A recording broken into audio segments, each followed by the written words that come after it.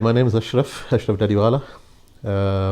I've lived all my life in Batley, apart from the first 6 years of my life in India. I don't remember much of that anyway. I've grown up more or less on this same road. I went to the school just down the road, then I went to Batley High School. After that, I finished that. I did an apprenticeship. Unfortunately, I got dermatitis, so I couldn't carry on with the apprenticeship, even though I'd qualified for the full apprenticeship.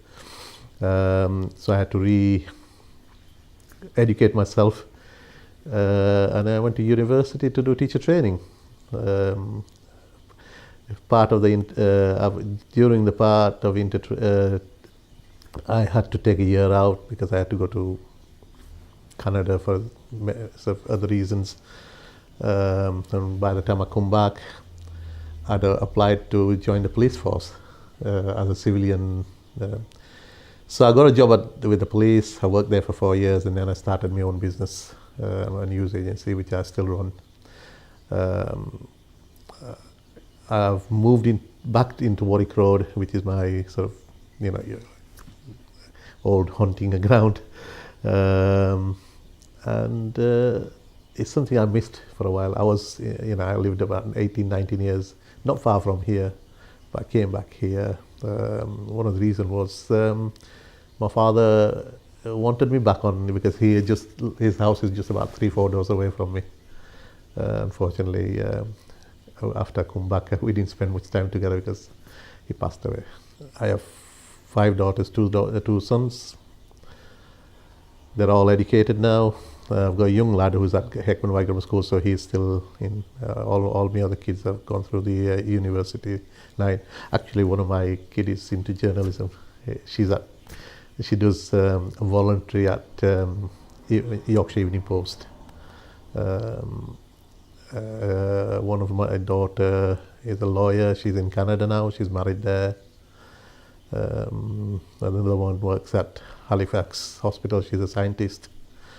So there goes another, my oldest lad, he's a scientist as well, but unfortunately, because he didn't have the experience, he hasn't got a job within his own, career. But he's got a good job now. He works for the local firm here, And basically, that's all my relatives live on this road as well, so we're all close by. We're a close-knit family. There's not much arguments about or anything like that. We get on well. We have regular family gatherings as well. When I first came in '63, there was not many Asian families. There was only a few, a handful. And when I came, like I said, I came on Warwick Road. No English, fresh from India, a young toddler. Didn't know much about life in a new country, so we had to plod along. Went to the local school. Again, there was only a handful of Asians. We had to speak in English, which we couldn't, but it helped us, to be honest. I think my headmaster was very, very how can I say it, helpful in us learning the English, because he wouldn't allow us to speak in our native tongue while at school. So we picked up the language quite quickly,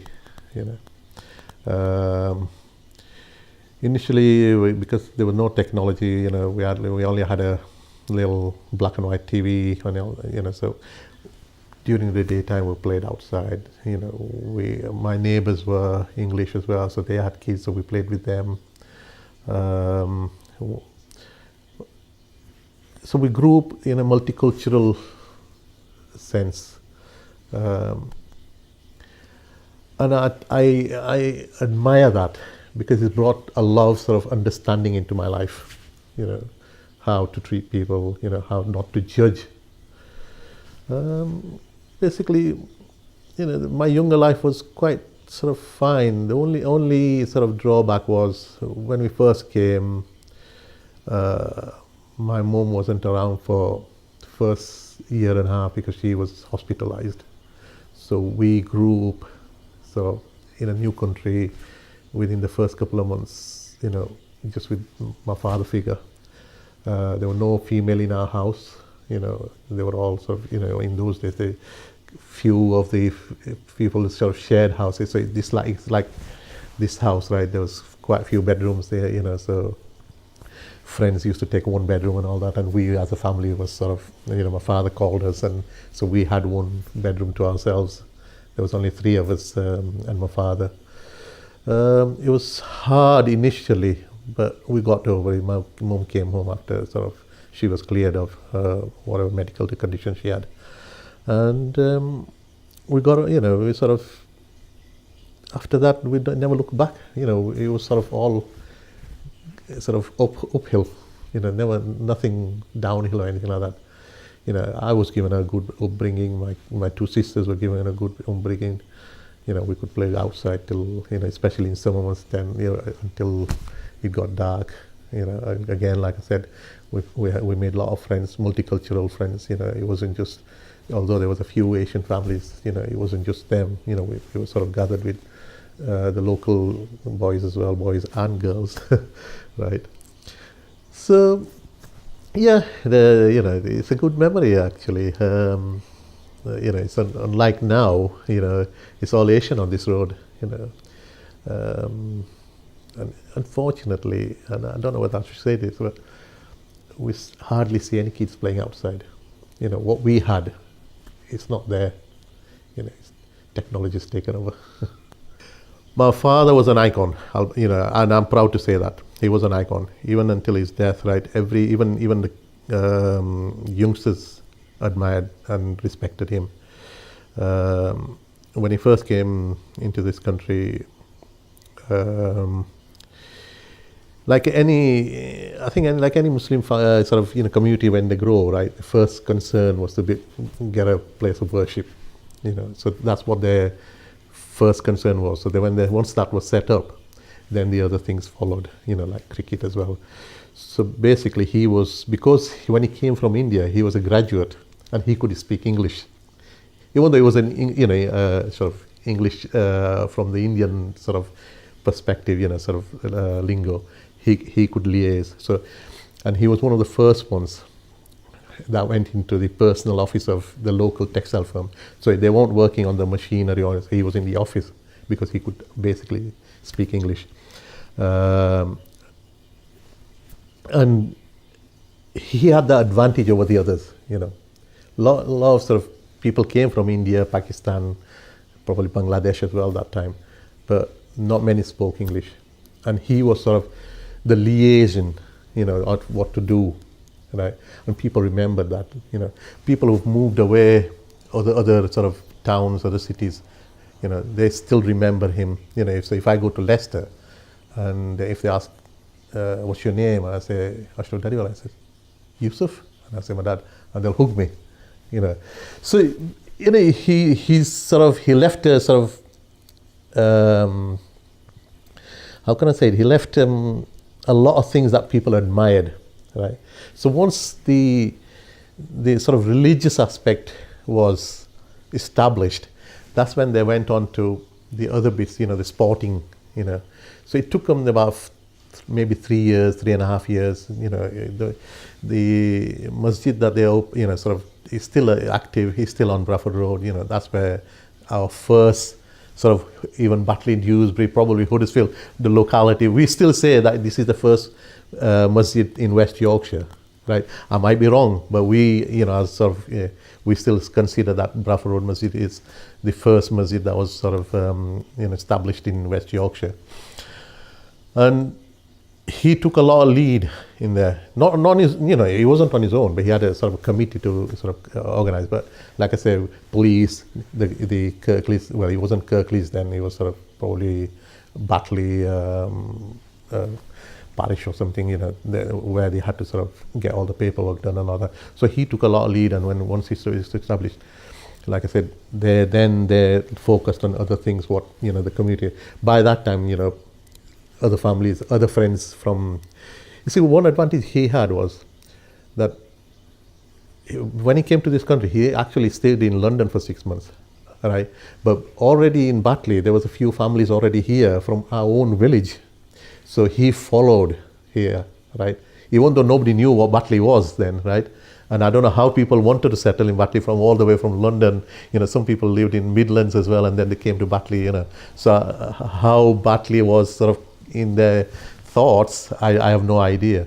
But that's how sort of they came along, because the others were there, so they followed suit. And then they got the jobs, because in those days jobs were abundant. You can get a friend coming from India today, and you could be working tomorrow in a sort of a textile firm. That'd be sort of taken on straight away. So that's how they settled in Batley. Sporting wise, again, initially when the team was formed, my dad took the initial lead, consulting with Dewsbury District League. Again, I think the people who were sort of in charge then, most of them have died. I think there's only Stan left. That I'm aware of anyway. Most of them have passed away now. And then they were very happy. And I don't know how they sort of came to the idea that we'll have a full Asian side. They must have had enough people. And they were. I know from fact, from what I've heard from people, that when they came from India, whoever came from India, they were already playing India, and they were at good standards. So when they came here, and when they must have played a few years or a couple of years, just sort of knockabout crickets and all that, and then they've heard about Dewsbury District League, or somebody must have mentioned, why don't you form a team and join Dewsbury District League. And that's how it came about. And like I say, he was the, again, liaison, or he was the main sort of organizer of that team. He took the lead. I think he was the first. I don't know whether he was the captain when they first went on that field first day. I know he was part of that team on the first day, and a lot of media attention I was sort of given to that first, because it was only all Asian team came in. Media, I mean by sort of newspapers. I wouldn't have thought any television crews would have been there, but newspapers. I looked, which I already mentioned to you, that I went to the local library because I wanted to know the history as well, after how, what was their first game. And I think, if I can remember, it was 1962 when they first played, right? I looked at the team as well, because what happened was, somebody told me that it was the first Asian team in the whole of Europe, full Muslim team. Nowhere else was a full first Muslim team. And somebody mentioned from Dewsbury District League to me, and I wanted to, like you've done the research now, I wanted to do that research to see if we can get it into the Guinness Book of Record. I never took it on later on, but I did the research, found out, what I could from the Batley Library, going back into old newspapers. Like I said, when I came over, only a toddler, I couldn't have, sort of guessed what happened before then. And it wasn't until, in my 20s, or sort of mid 20s, when I started looking. And it got me interested as well. And by that time, I was active cricket playing as well, same team as well. And that's basically, where my dad's input come. Even after he retired, he never gave up cricket. He came to watch cricket. He was still active as a sort of local mosque committee member. Until the last day of his death, he was still a committee member. He was a trustee of the whole organization here. I do think, he deserves a lot of credit for what he did. And I'm proud to say that a lot of people from his generation, the next generation, appreciate that as well. Well, his funeral actually, suggested that, because the mosque was packed out. It was packed.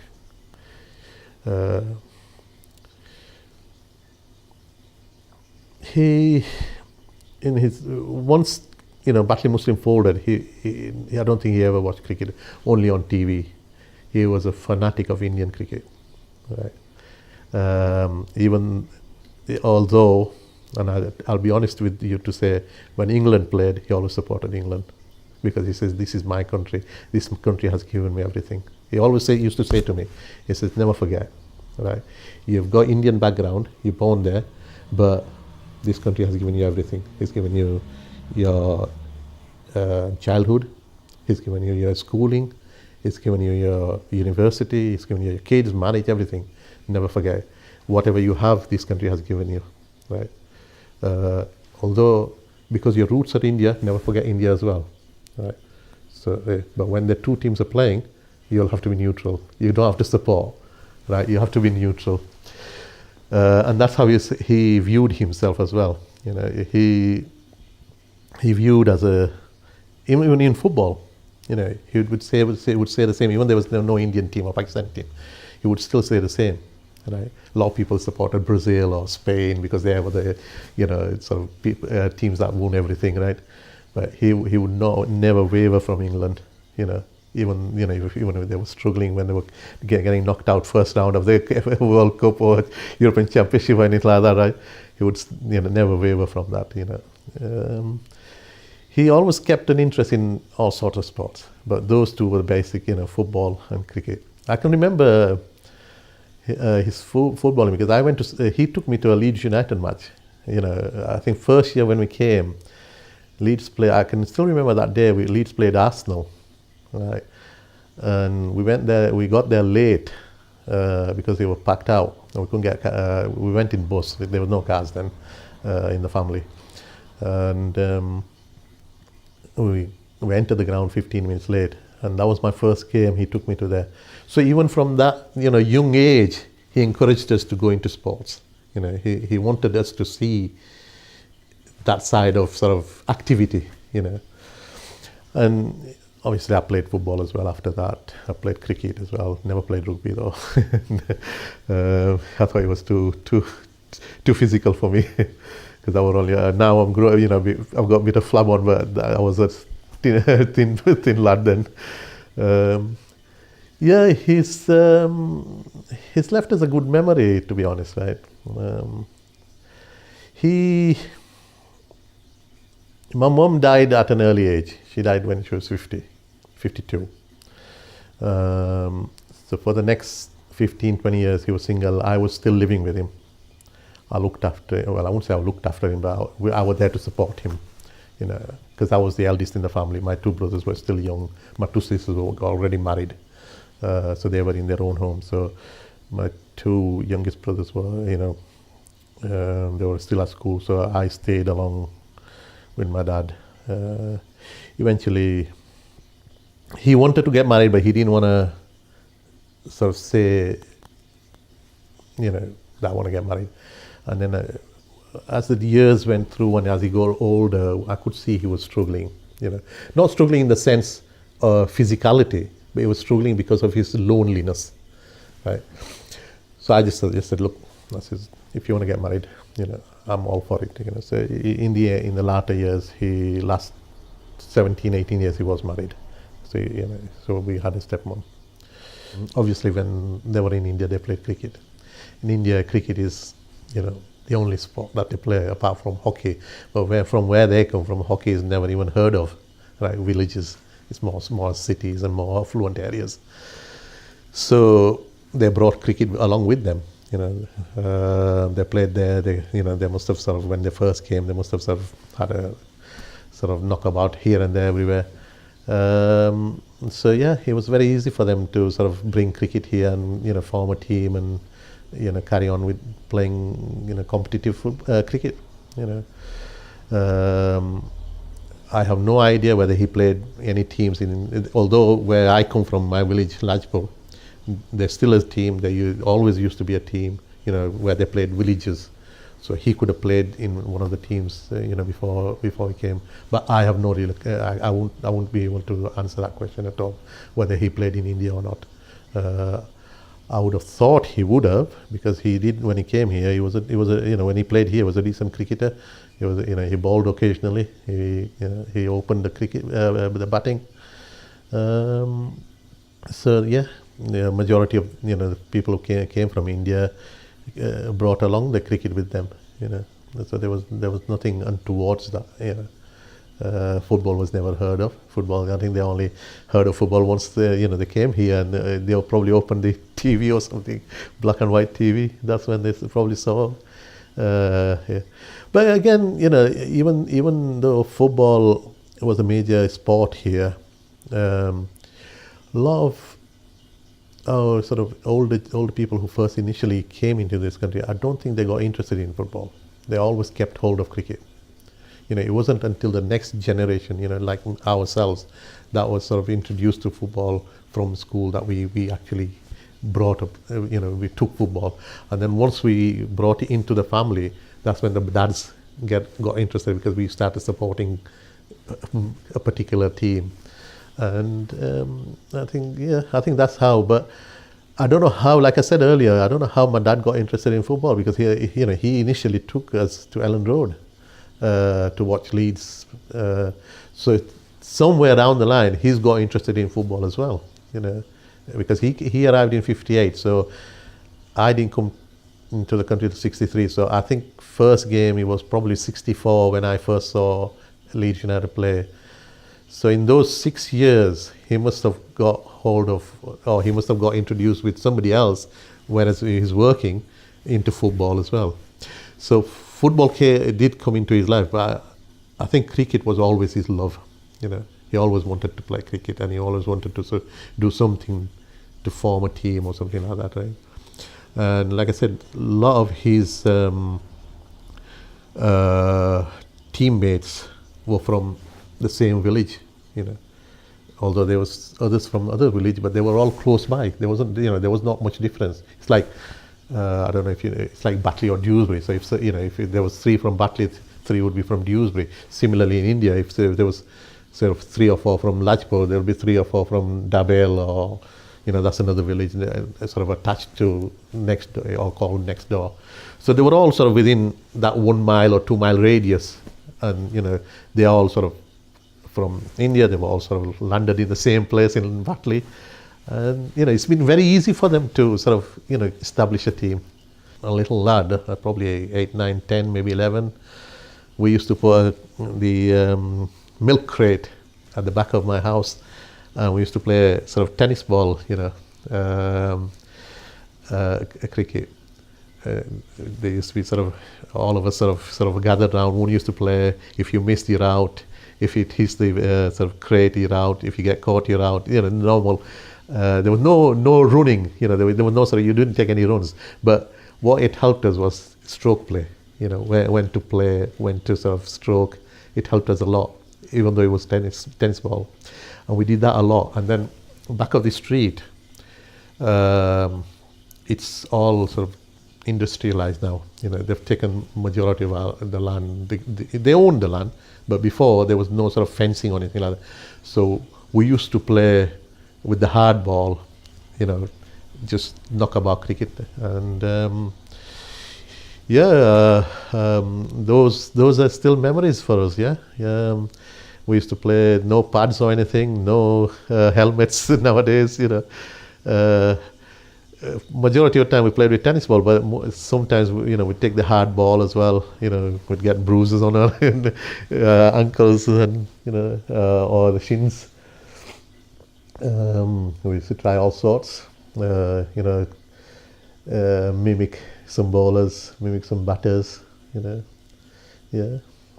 Again, I had a lot of our friends who were again from the same village areas. Because they all sort of resided in the same area. So they at the same age group, we grew up within the same village life,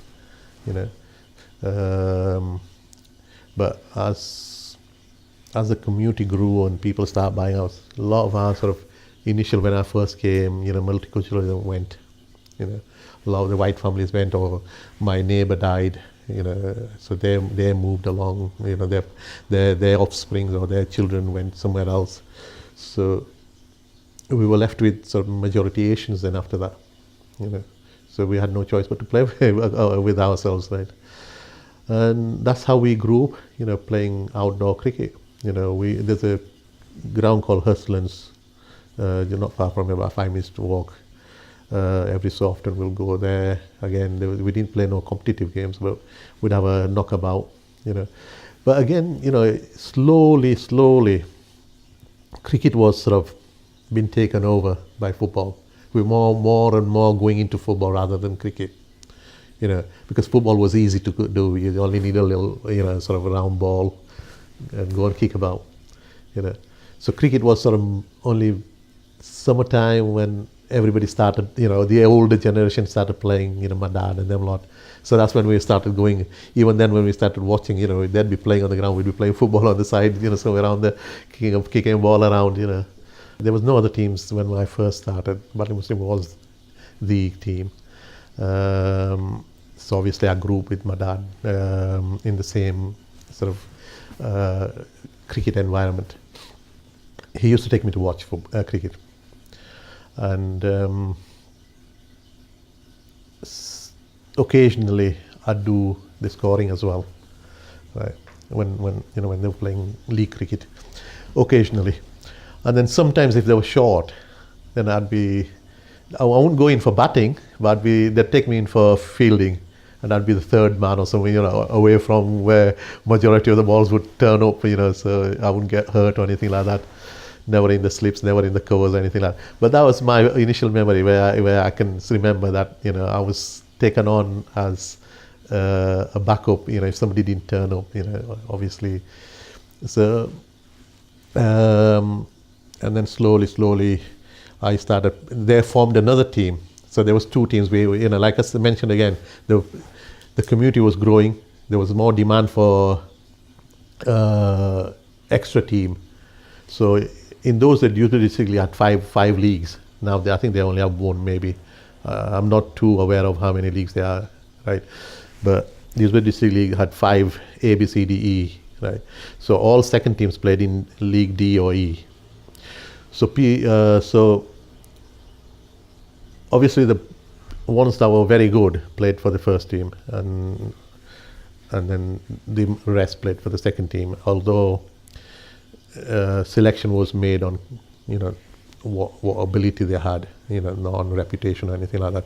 So if a particular person wasn't doing well, he'd be demoted, and if somebody was doing, that's a normal procedure. But majority of them stayed where they were. There was only a few odd ones that would sort of alternate from one team to the other. So when the second team came along, obviously I joined. I went into the second team, and most of us were our school friends, in that team. People who we were hanging around with, people with at school at madrasa was. And we played the second team initially in the E League, E section. And from then on, we won the championship. We went into D section, and Ismail Baidaji, he was our secretary. And then I think he either wanted to pack up being secretary, because again, I think there was too much, because he had his own business to run. He had a business of his own. So I ended up taking up the secretarial job. I'm grateful for Ismail Bhai, what he did for Batley Muslim in his early years, early formation years and all that. And then in the sort of last maybe 15, 20 years, I was the main secretary. I was the captain of the second team as well for majority of the years. I very rarely played for first team, because obviously you needed some people to organize, so I was more sort of organizing the second team. Plus the fact I didn't have the right ability to play first team. I could sort of be a sort of part of the team, but I wouldn't be sort of, one of those that's recognized, oh yeah, he's going to get a century, or he's going to get us 50 or something like that, right? Or he's going to get us 5 weeks, something like that. So I could be a team player, batting 7, 8 or 9 maybe, but no. But if I played in second team, I was opening the batting, I was the captain, I was a wicket keeper as well. So I had more or less everything, going in the second team. So I preferred to do that because I was more active in there rather than going to first team and be just a sort of a normal sort of 8-9 player and yeah and then like I said, majority of us was people who kids or lads we hung around with. So we still wanted to stick together. There would be the odd player who'd go into the first team, but that didn't make any difference. We were still all together, and that's how we sort of stayed together. We had 2 teams for a long number of years. We won the E section championship twice, I think, or maybe 3 times, and my captaincy. And I think we won the D section as well once in my captaincy. We were in the sort of one day finals 5 times, and we lost all 5. We never won the blooming trophy. That's one of the drawbacks I have. Even though one year when we thought we would win, that was the year when I went to Canada, and I was a banging form in that year. I'm not, it's not an exaggeration, but I think if I were around, we would have won that trophy that year. We didn't lose it. From what I gathered, we didn't lose it by much. But a lot of my teammates said we needed you that day. I couldn't come back. I had to go. I had to be in Canada for personal reasons. So I went to Canada. I grew up into that kind of sort of sporting life, initially. Because like I said, when I first came into this country, football was, I didn't know what football was. We never heard of football in India. Cricket we'd heard of. Came here, saw them playing and all that. So it was an easy selection for me, to play cricket. It wasn't hard or anything like that. It was just natural progression into a team or get hold of a bat or get hold of a ball or something like that. There was nothing, I had to learn or anything. It was sort of natural what went along. Like I said, a lot of our training was back of the yard. So we learned our sort of stroke play, back foot, front foot, everything. Because you didn't know what was going to be sent across, and it was sort of so close to us. It was sort of basically 6-7 yards away. And they'd throw, they'll spin the ball, and and there'd be people sort of milled around you, so you have to be very careful how you moved your bat around, and that a lot of that helped us, in our sort of handling of batting and bowling as well. I actually started as a bowler, to be honest, and after a while I just couldn't bowl. I went into one game and the ball went to I sort of just dropped it, and my sort of mind went. I couldn't bowl after that. I was one of the in the final I took 5 wickets, right? We played final, we lost that final like I said earlier. And then after that, I don't know what happened. I just couldn't bowl. I just couldn't turn my arm. So I had to reinvent myself. So I started with, we didn't have a wicket-keeper, regular wicket-keeper. So I thought, that's one way of going into the team. So I'll start off with the wicket-keeping, right? So I started doing the keeping. Eventually, I did get hold of the wicket-keeping. And then I wasn't doing too good in the batting. I'll be honest with you. I was batting about 6-7, and I was going to be, completely dropped out of both teams, not first team or second team. And I can remember we played Bristol Phoenix, and I said to the captain, I wasn't captain on that day, I said, let me try opening. If I fail, drop me. And that was the turning point. He took my word for it. He put me in and I scored a 50. And from that day on, I never looked back. I got my confidence back. And I never made a century. I was close 3 times. I was both in all 3 times 90s. But I was always having, scores. Nothing sort of, you'd have the odd failure. But yeah, in, second team standard, I wasn't too bad, I'll be honest with you. Maybe first team, I wasn't up to that standard because we had a lot of good players in our first team. And after that, I never bowled. I was a keeper and an opening batsman. I think the match that really stands out for me is the one we won the Dewsbury District League's D section. It was a good standard cricket. It wasn't sort of, there were a lot of good teams in that section. And I think we needed, in those days, I think you got 6 points for a win, 5 points for a score draw, win and a draw. If you didn't get the other team out, you got 5 points and they'd get 1 point. And we needed at least 5. And they batted first and they'd scored over 200, which on those days in this league was quite a good score. And I can remember we going into a bat and we lost a number of wickets quite quickly. And then there was myself and another lad. We thought, we're not going to get the score, but if we get anywhere near, we might be all right. But at that time, we didn't know the other team who was sort of with us were losing as well. So we managed to get the 1 point, which was enough to win us the league, because the other team actually lost the whole lot, even though it was 5 points difference. Eventually, I think what happened was that we calculated wrong. We won by, I think, I can't remember what we won by, but we won by somewhat anyway. And then the other game we remember was we played at Hurstlands here. We played in a quarter-final, and this game will never go out of my mind.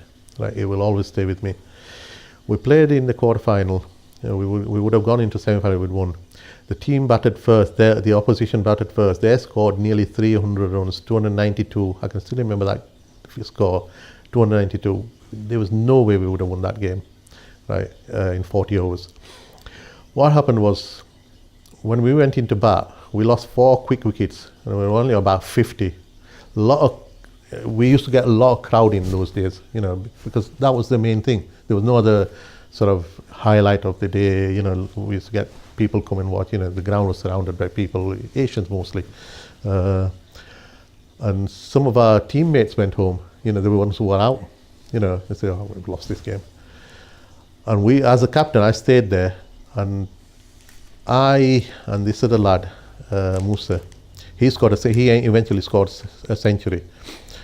And I had about 30 odd, and I was out. And we still needed, in the last 5 or 6 overs, about 60 runs. And our main bowler, I don't know where he did it, he's never done it before, but he just went out and he just swung his bat, and we had an over to left, and we managed to get that 292, right? And we went into the semi-final. Some of the players that went home, some of the spectators, they would not believe us that we'd won, right? They would not. In a million years, they thought there was nobody, left to bat or anything like that who would sort of get the score. But when we showed them the scoring book and other, that's when they realized that we'd won that game. And that game, even now when I look back, will never go out of my mind. That was the highlight of the day, or the highlight of my cricketing Batley Muslim career. It was so emotional. In fact, I could still remember when we went back into the pavilion, I had sort of happy tears that we managed to sort of pull through. Even the opposition couldn't believe that we'd done it. But it wasn't. The highlight wasn't the century or my 30 or something like that. The highlight was the bowler going out and just swinging his bat, and the ball just flying over sixes and sixes, and within 5 overs we were we were over the line. We still had an over left. When you're all singles, he's playing. There's some do play while they're married, but when they get married, they have kids and they've got more responsibility. We struggled, and then other teams had already formed within the area as well. So there wasn't many people you could sort of attract into the team. Because in those days, Batley Muslim first team was the attraction. Mount was the attraction. The youngsters were the attraction. They were the team that people wanted to go and play for. But if you didn't get into the first team, then there was no. If you're a good batter, you couldn't. So people were always looking to see where they could sort of take their ability to the to the top. And what happened was, as the years sort of went along, a lot of our first team players decided to pack it in, or they won't turn up on the day, or they'd say, "Oh, I can't play this week and that week." So I think if you didn't have a team, you got fined, you got deducted points and all that. So those was all consideration. So we thought, well, if it's gonna last, if it's gonna carry on like this, right? Why pay fines? Why pay give points away and all that? So we shortened it to one team. We sort of said, okay, if you don't want to play, that's fine. Or if you want to play, go play somewhere else where you can get. So we shortened it to one team, and then again, as the years go on, we went along for a quite number of years with one team. But then again, as always happens within our community, there's always one or two who lead. The others will, just sort of sit back and let others do, and then they'll just turn up on the day and play cricket on the day. There's no sort of beforehand experience or helping out. You have to actually force somebody to do something else. And it got to a stage where I was running around doing a lot of things. My wife was doing sandwiches as well, and she was getting fed up as well, every week, and doing sandwiches and taking them to ground and all that. And then I had to go cash and carry to do, because if it was home game, we had to sell stuff to get the funding as well, although we had membership fees and all that, but that didn't cover everything. So eventually I decided I didn't want to carry on, and there's nobody to take over. It was hard because I had to attend the meetings as well, on a sort of weekday. Stan was the secretary. I think he's still the secretary. Or he was, no, on those days he wasn't the secretary. He was the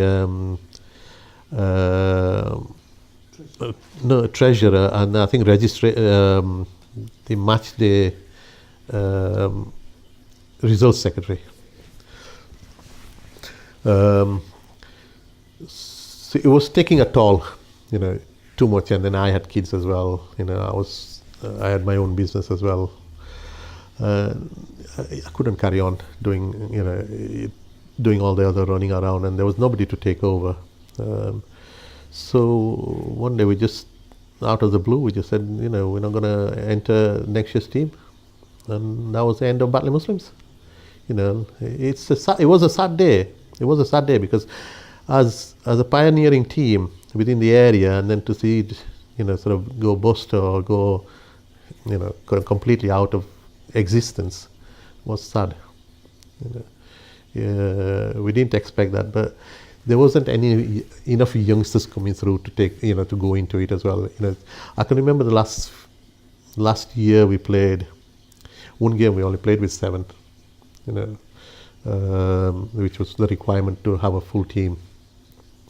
Some days we'd play with 9, some with 10. Some days we'd take somebody who was just walking on the street and come and play with us, even though he wasn't registered. He was okay. But we had somebody there at least on the field. And then eventually we just said, just call it a day. Nobody was interested. Nobody was even concerned that we were going to close down. Close down. So be it. Again, in the perspective, it was something that our elders did, and particularly my dad and a few of his friends. They went all out of their way to create something, to take along for the future as well. And then it had its existence for a while, and then to be taken over sadly. It was bad. Even my kids, when I look back, I would talk to them. They said, "Dad, those were the days we used to play at Sands Lane. You lot played cricket, and we were all over the, because there was a lot of playing area there. After the game, we'd have to go and look for them. They enjoyed themselves as well. So it was a sad day for kids as well. Nowadays kids can't even. I don't know about. Like I say, I'm not into cricket now. I'm not into watching cricket. Sort of live cricket. I still watch it on TV, but I don't know whether the parents still take the kids there or is it just themselves, But in nowadays, majority of the parents brought their kids, and they were all playing. So that was another bonding for them as well. Now when the ones who played together, when they look at when they see each other, they recognize each other and say, oh yeah, we had those days, where we played, whilst our dads were playing cricket as well, Now after I packed up. Although I didn't play for Batley Muslims, I had one maybe half year with a team called Kismet. They're still in Dewsbury District League, believe it or not. There was one of the older team that's still there, right? So they were short of players, and they asked me whether I'd play, and they didn't have a keeper as well. So I played not the whole season. Every now and then when I could get the time. So they'd ask me during the week whether I'd be available, and I'd say yes or no. So I'd go and play for them.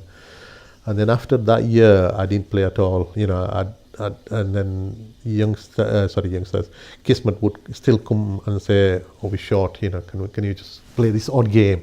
So I'd play that odd game. By that time, my fitness level and everything was more or less gone. I'd stick in the slips. I'd probably go batting about number 11 or something like that. I played till about 40 odd. Sort of the odd games. Not more. And then one year when Dewsbury District League again, I think they only went into out of the five leagues they had, they ended up with one league. Just one section. And I think you might have interviewed the lad Ismail. No, I can't remember his surname. Sabletown again. He took over as secretary. No, I'm trying to think of his surname now. I know his first name is definitely Ismail. But he took over secretary, and he approached. Dawood? No. Ismail Dawood is Ismail Dawood is the professional. He's my nephew. Oh, okay. Right, he's my nephew. We have spoken to Ismail. Yeah, he's my nephew. Daji. No, Daji is the other one that you interviewed. That's here. No, I can't remember his name, but he took over. Well, I wouldn't say he took over, but he became the secretary of Dewsbury District League, right? I can't remember his surname, Ismail. But he phoned me. He says, "Can you come and do some umpiring for us for a few games until we sort ourselves out, right?" So I said, "Look, I haven't got the time, right?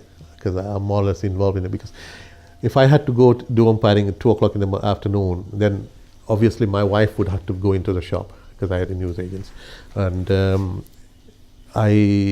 even though she did come occasionally on this day, there was no regularity. I was reluctant to put her in the shop because my kids was young as well. So I agreed. I says, "Okay, I'll do you 2 or 3 games, but not on a regular basis, right?" So he says, "All right, So he said, "Give me the odd game here, then, So I finished that year off with about 4 or 5 umpiring games, and then the following year, a lad called Yusuf Elam. He sort of joined Dewsbury at least. I think he was one of the sponsors. He joined. So I was close because I was school with him as well. So I knew him anyway, and he lived on Warwick Road anyway. So he asked me, he says, "Can you come and do umpiring? We are very, very short. Sometimes we don't even have umpire, and the teams are doing the umpiring as well." So same thing I said to him. I said, "Look, I can't do it regular, So I started off with the first game, second game, and I ended up doing the whole summer, right? I actually did 2 finals as well, right? And then after that, I said, "Look, this is my last year. I ain't not going to come, so don't even approach me, right? I'm not going to come, right? So I'm going to make it clear. So you've got a full sort of 6 months to organize whatever you want to do. Don't even contact me. I'm not going to come." From that day on, that last umpiring session, I think I've only watched Dewsbury District League once or twice, and that was on passing by. Maybe I've gone to look for somebody, and I've stayed there for half an hour or so. But no, I don't even know how they exist now, how many teams play. All I know is Stan is still there, doing the running around for the league. I don't even know who the secretary, the chair, or anybody else is there, where they play, who they play. I have no idea. I'll be honest with you. I completely lost track of Dewsbury District League. I'm just more concerned about my lad who plays for actually Mount. He plays for the under 16s or under 15s last year. So I just take him around every Sunday morning to play, a Bradford League. Apart from that, I've not got much interest in, sort of watching or running cricket. I'll watch it on TV, every now and then when I get the opportunity. But nothing, not the feverism, that I had of cricket before. As time goes by, you lose that. You don't really want to, because none of our who we played, none of them are interested. None of them goes to watch or anything like that. We've all packed up. We've all packed up watching. Going on the day. We'd rather we do something else rather than spend 4 or 5 hours watching boring cricket. I'm saying boring, but we never thought about boring when we played. For people come to watch us, we might have been boring, but that's life, isn't it? I don't know about the other game, but what Mount are doing, excellent. What they're doing for the youngsters, for the girls, for the disabled. I think it's excellent management there. They've actually taken over what should have been done by other teams. They're standing out on top now. The advantage with them is that the people that usually run that team, that sort of stuff, they're still there. They still run the team. Now they've progressed. They've gone into other areas. They've had professionals coming in, advising them. They've got contact with the Yorkshire cricket team or cricket management. They're advising what they do. So for me, I have full sort of admiration for Mount Cricket Club. Whether what they're doing, with the resources they've got, they're still attracting, the young kids, whether they're going ahead, after so many years.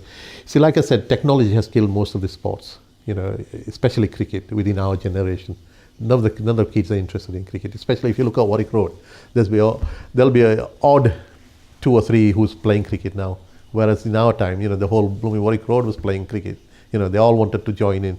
That's why we had two teams, and then within our own, then Warwick Road formed, then Mount formed, then Young Stars formed. On these days, those days, everybody wanted to play cricket. But now, it's the other way, opposite. They don't want to know. Cricket is not, it's not considered as something that they want to take on, because it's a long day. They'd rather play 90 minutes, 2 hours football and get it over and done with. And we're getting teams they're forming football teams and playing in leagues, but nothing, new teams are coming around and playing cricket. I don't think there's apart from Kismet and Mount, I can't even remember any other teams, which is a Gujarati team, not the Pakistani team. There's quite a few Pakistani teams. They're still interested within the Pakistani community, right? But the Gujarati teams, is more or less going away.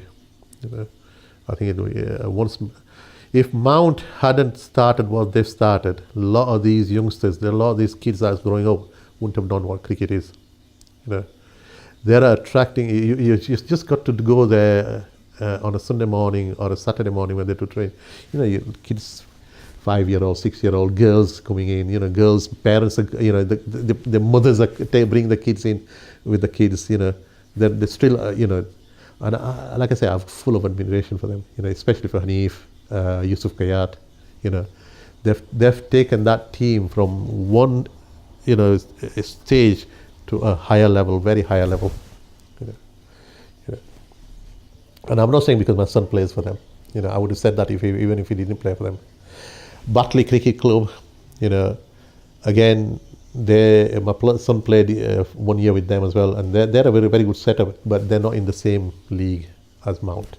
Again, it's the resources. Not many people are sort of interested. Again, there's 2 or 3 people who do the running around for the youngsters. I'm not talking about the major team, the first team or second team, whether they're there. For the kids, there's not much going around with them because my lad played under 13s with Batley, and then there was no under 15s. They folded, So he went back to Mount. He played Mount before, and then Batley attracted him because he was one of the better players. So Batley, said, "Oh, can he come and play for us?" I said, "All right, he can play a year with you." So he played with 1 year, and then I wasn't to know that there was going to be another team next following year under 15s. So there were no teams. So I had to go back to Yusuf Kayat or Imran Kayat and asked them, will you take my kid up? And because they knew he was his ability, they took him back straight away, and he played for them, and then he's carried on. But my lad, he's a very good footballer as well. He plays for Dewsbury Rangers, so he doesn't get much time to go training with them because he plays for under 16s. They play in the afternoon, and their training session is under afternoons as well. So Imran knows everything about him, but when the league starts, he'll still go back and play for them. He'll be playing for the Open Age this year. So that's my involvement at the moment with cricket. Nothing much. Just the Sunday mornings or whatever they're going to play this year. Yeah. My dad didn't, initially he gave us a lot of background of the cricket league. When I was doing the research, he gave me a lot of answers to what I needed to know. Again, like I say, it's 30 odd years. If you forget what he said, you forget what. And we never noted everything. We never because my concern was because somebody said within the league, and I'm not sure who said it, but somebody said you're the first Asian team, probably all Muslim team, who's in probably whole of Europe. Why don't you put your name in Guinness Book of Record? And I thought, it's it's worth digging into it, right, to see if there was any other teams, the all Asian